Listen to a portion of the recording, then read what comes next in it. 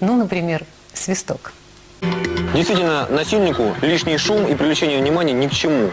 Но не каждый раз у вас может оказаться под рукой свисток. Научитесь свистеть без свистка. Я знаю, что это может быть не так просто, особенно для женщин, но это можно сделать, если вы будете тренироваться.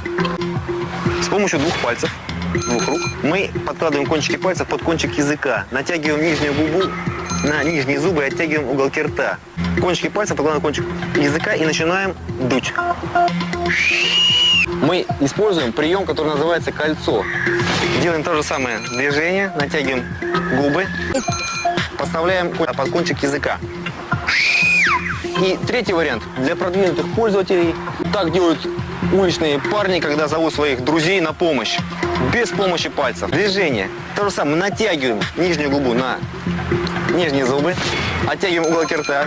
Но теперь язык приставляем к верхним зубам и издаем свист.